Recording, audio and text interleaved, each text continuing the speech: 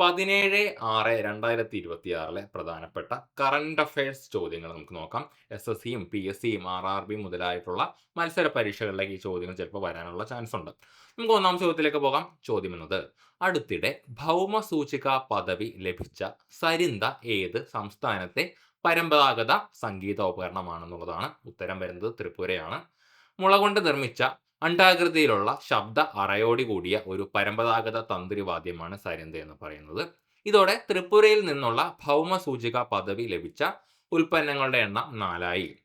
ഈ 4 എന്ന് പറയുമ്പോൾ ഏതൊക്കെയാണെന്ന് നോക്കാം. ത്രിപുര ക്വീൻ പൈനാപ്പിൾ, ഋഷ ചറ, അതോടൊപ്പം തന്നെ മദാബരി പേട എന്നിവയാണ് മറ്റുള്ളവ എന്നത്. ഇനി മറ്റൊരു ചോദ്യത്തിലേക്ക് നോക്കാം. ന്യൂ ഡെവലപ്മെന്റ് ബാങ്കിൽ അംഗമാകുന്ന 10ാമത്തെ രാജ്യവും ആദ്യത്തെ മധ്യേഷ്യൻ രാജ്യവും ഏതാണ് എന്നുള്ളതാണ്. ഉത്തരമെന്നത് ഉസ്ബെക്കിസ്ഥാനാണ്. 2026 ജൂണിലാണ് ഉസ്ബെക്കിസ്ഥാൻ ഔദ്യോഗികമായി NDB അല്ലെങ്കിൽ ന്യൂ ഡെവലപ്മെന്റ് ബാങ്കിൽ അംഗമാകുന്നത്. രാജ്യത്തെ ഊർജം, ജലവിനിയോഗം, ഗതാഗതം, അടിസ്ഥാന സൗകര്യ വികസനം തുടങ്ങിയ മേഖലകളിലെ പദ്ധതികൾക്കാണ് ബാങ്ക് പ്രധാനമായും സാമ്പത്തിക സഹായം നൽകുന്നത്. ഇനി മൂന്നാം ചോദ്യത്തിലേക്ക് നോക്കാം. 2026 ജൂൺ 17 ആചരിച്ച ലോക മരുഭൂവൽക്കരണ വരൾച്ചാ പ്രതിരോധ ദിനത്തോടനുബന്ധിച്ച് ഇന്ത്യയിൽ WDC PMKSY 2.0 പദ്ധതി നടപ്പിലാക്കിയ കേന്ദ്ര മന്ത്രാലയം ഏതാണെന്നാണ്. ഉത്തരം വരുന്നത് ഗ്രാമവികസന മന്ത്രാലയമാണ്. പ്രധാനമന്ത്രി കൃഷി സിഞ്ചായ് യോജന 2.0ന്റെ നീർത്തട വികസന ഘടകത്തിന് കീഴിലുള്ള 813 പ്രൊജക്ട് ഏരിയകളിലാണ് മരുഭൂവൽക്കരണവും വരൾച്ചയും നേരിടുന്നതിനുള്ള ആ ദിനം ഇന്ത്യയിൽ ആചരിച്ചത്. ഇനി നമുക്ക് നാലാം ചോദ്യത്തിലേക്ക് പോകാം. മയക്കുമരുന്നതിനെതിരെയുള്ള ക്യാമ്പയിനായിട്ടുള്ള യോദ്ധാവായി പ്രവർത്തിക്കാൻ സന്നദ്ധ അറിയിച്ച പ്രമുഖ നടൻ ആരാണെന്നാണ്. ഉത്തരമെന്നത് നമ്മുടെ പ്രിയ നടനായിട്ടുള്ള മോഹൻലാലാണ്.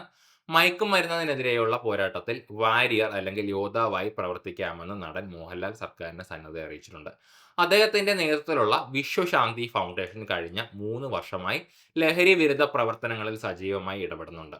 ലഹരി വിരുദ്ധ ദിനമായ 26-ന് MLA-മാരുടെ നേതൃത്വത്തിൽ സംസ്ഥാനത്തെ എല്ലാ നിയോജക മണ്ഡലങ്ങളിലും പ്രത്യേക ബോധവൽക്കരണ പരിപാടികൾ സംഘടിപ്പിക്കും.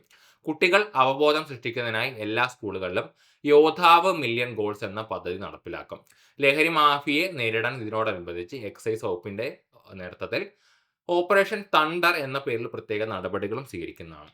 ഇനി അടുത്ത ചോദ്യം, എക്സസൈസ് പിച്ച് ബ്ലാക്ക് ആദ്യത്തെയും വഹിക്കുന്ന രാജ്യം ഏതാണെന്നാണ്. ഉത്തരം വരുന്നത് ഓസ്ട്രേലിയയാണ്. റോയൽ ഓസ്ട്രേലിയൻ 2 വർഷത്തിൽ നടത്തുന്ന ബഹുരാഷ്ട്ര വ്യോമാഭ്യാസ പ്രകടനമാണിത്.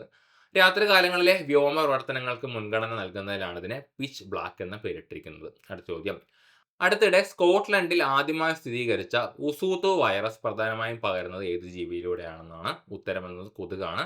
ആഫ്രിക്കയിലെ ഉത്ഭവിച്ച ഈ വൈറസ് പ്രധാനമായും ക്യൂലെക്സ് പിപ്പിയൻസ് ഇനം കൊതുകുകൾ വഴിയാണ് പകരുന്നത്. സ്കോട്ട്ലൻഡിലെ ബ്ലാക്ക് ബേർഡ് പക്ഷികളിലാണ് ഇത് കണ്ടെത്തുന്നത്. തണുപ്പുള്ള ഈ പ്രദേശത്ത് വൈറസ് സാന്നിധ്യം കണ്ടെത്തി ശാസ്ത്രജ്ഞന്മാരെ അത്രയധികം അത്ഭുതപ്പെടുത്തിയിട്ടുണ്ട്. സോ ഇതൊക്കെയാണ് നമ്മുടെ പ്രധാനപ്പെട്ട കറണ്ട് അഫയേഴ്സ് ചോദ്യങ്ങൾ എന്ന് പറയുന്നത്. സോ ഈ ഒരു ചാനൽ ആദ്യമായിട്ടാണ് കാണുന്നതെങ്കിൽ പ്ലീസ് സബ്സ്ക്രൈബ് കോമ്പറ്റിറ്റീവ് ക്രാക്കർ.